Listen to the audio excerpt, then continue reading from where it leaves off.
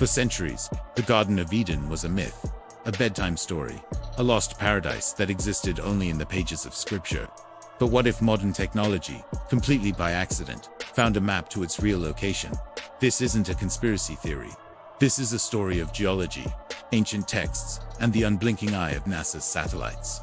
Welcome back to the Eternal Scroll. The book of Genesis gives us a precise, almost geological blueprint for Eden. It states that a single river flowed out of Eden, and then split into 4 separate headwaters. 2 of these rivers are familiar to us all, the Tigris and the Euphrates.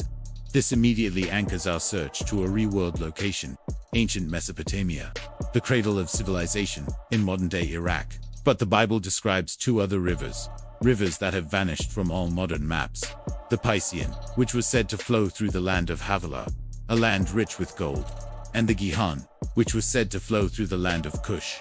For thousands of years, these 2 ghost rivers were the missing pieces of the puzzle. Until the 1980s. This is where NASA enters the story, using powerful Landsat satellites, capable of seeing beneath the sand and seas. Scientists were mapping the Arabian Peninsula, and they found something extraordinary, visible only from space. They discovered the clear, unmistakable tracks of 2 massive, ancient riverbeds that had been dry for millennia. One of these fossil rivers snaked its way from the mountains of Arabia towards the Persian Gulf, matching the potential path of the legendary Piscean River.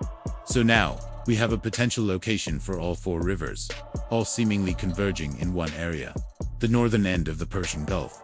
But there's a problem. That area is currently underwater. Or is it? Modern geology tells us that during the last ice age, sea levels were so low that the Persian Gulf was not a sea at all.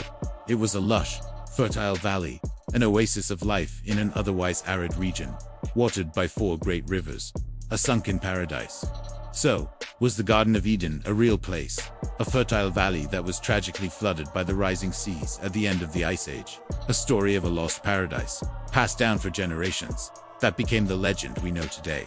NASA didn't set out to find Eden, but their satellites may have accidentally uncovered the grave of a sunken world that perfectly matches the Bible's description.